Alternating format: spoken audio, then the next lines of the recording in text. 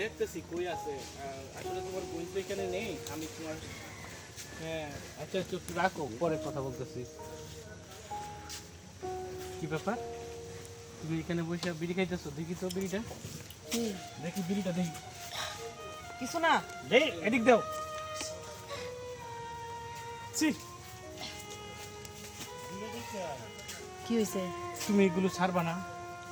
কেন কি শোনো। হইছে সেটা কও। শোনো, মানুষ হলো আল্লাহ সৃষ্টি সেরা। সেটা তো জানি। জানো, তাহলে এইগুলো কাজ কেন করো? তোমার এখন তুমি একজন ঘরের গৃহবধূ, কারণ তুমি থাকবা পর্দার ভিতরে, আর তুমি এখন এই রাস্তার মধ্যে এই তুমি বসে। যাও তো, এত জ্ঞান দিও না তো, জ্ঞান জ্ঞান আমার এগুলো আমার জ্ঞান কথাটা শুনবার শোনো, মন চায় না আমি আমার। তোমার স্বামী, আমি তোমার স্বামী, বুঝছো? আমার কথাটা তুমি একটু শুনো। তুমি এগুলো ছাড়ো, বুঝছো? সাইরা ভালো হও। আল্লাহ আমি এগুলো ছাড়তে পারবো না। 5 ওয়াক্ত নামাজ পড়ো। ঠিক আছে? দেখো নামাজের ভিতরে তুমি ঢুকে যাও, সব কিছু মন থেকে যাইবো, বুঝছো? তোমার আমি একদিন কইছি না, এই হাদিস নামাজ কালাম এগুলা আমার কানের কাছে এসে গেরার গেরার করো না। এগুলা এগুলা আমার দ্বারা সম্ভব আমি না। হাদিস বলতেছি না, আমি জাস্ট ইসলামের যে নীতি এটাকে আমি তোমার স্মরণ করে দিতেছি, যাতে তুমি আগামী দিনগুলোতে যাতে তুমি সুন্দরভাবে চলতে পারো, আল্লাহর পথে থাকো। তুমি যে পথে গেছো এটা তো ধ্বংস হওয়ার পথ। আমি তোমাকে এখনো বলতেছি, এখনো সময় আছে, তুমি সব কিছু চাইরা আল্লাহর কাছে মাপ চাও, আল্লাহ মাফ করে দিব। সংসার করো, সুখে শান্তিতে থাকো। দেখো আমার খুব ইচ্ছা ছিল যে আমি তোমার সাথে খুব মন মাননীয়, আমার এত খারাপ লাগে তোমার প্রতি এখন। কি করবো, বাপ তুমি আমার মাঝে বউ। বাপ মাঝে কেলে গিয়া এই হুজুরের সাথে আমার বিয়ে দিছে। আমার মানে কোনো কিছু কইরা মানে শান্তি না, যে কাজ করব ওই কাজের মধ্যে আইসা তুমি- জামাই বাধা দিব। তুমি আমার মতো স্বামী পাইছো দেখিয়া, বুঝছো? এখনো তুমি আমার কাছে আসো, কারণ আজকে যদি তুমি পর পুরুষের কাছে থাকতা, অন্য স্বামী থাকতো, তাহলে অতদিন তুমি সিগারেট কই সিগারেট কি করছ ওটা দাও। আহা, তুমি যথেষ্ট করেছো, আর করবা না এগুলো। এখন সব থেকে মন থেকে ছাড়ো, সাইডা তুমি বাসায় যাও, বুঝছো? আমি যাইতেছি মসজিদে, নামাজটা পড়ে আমি আইতেছি। যা আছে ঘরে পাক করো, তাড়াতাড়ি যাও, যাও লক্ষ্মী শোনা, যাও। তুমি শুনো, তুমি সব থেকে মন থেকে ছাড়ো, বুঝছো? সব কিছু যাও, যাও। হে আল্লাহ, তুমি আমার বউটারে তুমি হেদায়েত করো আল্লাহ, এ যাতে এই খারাপ পথে না যায় আল্লাহ। আল্লাহ তোমার কাছে একটু আমি আবদার করছি আল্লাহ, তুমি আমার বউটারে তুমি হেদায়েত করো, তোমার পথে নেও আল্লাহ। আজকে বিড়ি খাইতেছি, কোনো ফিলই হইতাছে না। আহ আরে এটা ভাবি না? ভাবি, হুম আপনি রাস্তায় দাঁড়ায় বিড়ি খাইতেছেন? হ্যাঁ, আপনার সমস্যা কি? ভাই আমি একটা কথা কই, শুনেন। আমরা হইলাম মুসলমান, আমাদের বাংলাদেশটা মুসলমানের দেশ। আর মুসলমানের দেশে নারীরা পর্দায় থাকাই ভালো, আমরা মনে করি। মুসলমান আমরা যারা, নারীরা পর্দায় থাকুক। এই যে আপনি রাস্তায় বিড়ি খাইতেছেন, কত মানুষে দেখতেছে, কি কইতেছে কোন? এই আপনার আপনার কি কইছি যে আমার এখানে জ্ঞান দেওয়ার জন্য? হ্যাঁ, ভাই জ্ঞানের কথা জ্ঞান না। দিয়ে না হানো, ঠিক আছে? আমি একজন মুসলমান হিসাবে আমার এটা কর্তব্য। এখনো সময় আছে, ধর্মের পথে ফিরে আসেন। এই শুনেন, আমি হচ্ছে আরেকবার বউ, ঠিক আছে? আপনি আমার জ্ঞান দিয়েন না, ওটা আমার জামাই ভালো বুঝবো। ভাবি, আপনি আমার ক্ষমা করবেন। আমি চাই যে আমরা মুসলমান সবাই ভালোভাবে চলি, মুসলমানের নীতি মেনে চলি। আচ্ছা, আপনি যে আমার কথা না শুনেন আর কি করার, যেহেতু আপনি আমার স্ত্রী না। ভাইয়ের কাছে আমি বলবো যে ভাই, ভাবি। কোনটা যান আপনি, আমার তাতে কোনো সমস্যা নাই, ঠিক আচ্ছা আছে? ঠিক, তার ভাবি আবারও বলি, দেখেন একটু ভাইবে চিন্তা দেখেন। ভাই তো 5 ওয়াক্ত আমার নামাজ বাবার পড়ে। দরকার নাই, ঠিক আছে? আমি সিগারেট খাইতেছি না কি করতেছি এটা একমাত্র একান্ত আমার বিষয়, ঠিক আছে? আমার হাজবেন্ড বুঝবে না, আপনার বোঝার দরকার নাই। আপনার কই না, আপনি হচ্ছে পাড়া প্রতিবেশী, কই যেতেছেন যান, এখানে এসে জ্ঞান দিয়ে না যান। যাই হোক, আরেকটা কথা বলি, ভাই কিন্তু 5 ওয়াক্ত নামাজ পড়ে, আপনিও নামাজ ধরেন, দেখবেন মনের সব দুঃখ কষ্ট দূর হয়ে যাব। যাই ভাবি। যান। শালা রাস্তাঘাটে একটু দাঁড়ায় থাকে শান্তি নেই, বাসা তো শান্তি নেই, বাইরে আইসা শান্তি।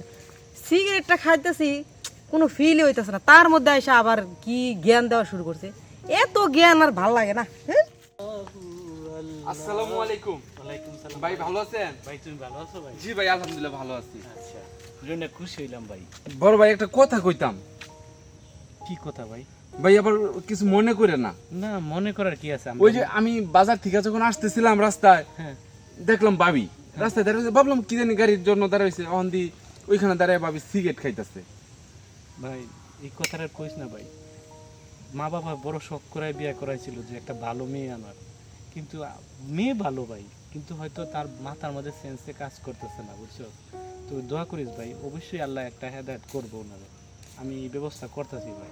ভাই কেউর কাছে কইস না ভাই, দেখ না। ইজ্জতের ব্যাপার ভাই। না ভাই বলবো না, কিন্তু আমি ভাবির অনেক বোঝানোর চেষ্টা করছি, আল্লাহ বুঝছেন।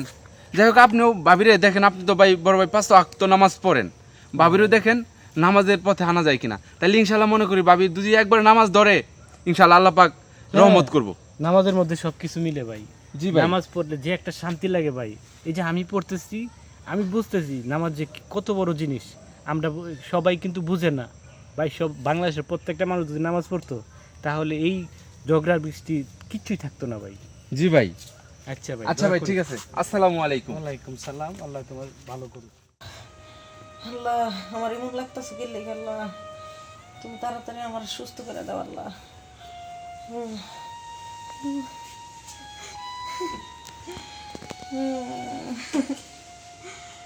আল্লাহ, তুমি তাড়াতাড়ি আমার শরীরটা সুস্থ করে দাও আল্লাহ। আমার তো কিচ্ছুই ভালো লাগতেছে না আল্লাহ। তুমি যদি সুস্থ না করো আল্লাহ, তুমি ছাড়া সুস্থ করার মালিক কেউ নাই, একমাত্র তুমি সব কিছুর মালিক। আমি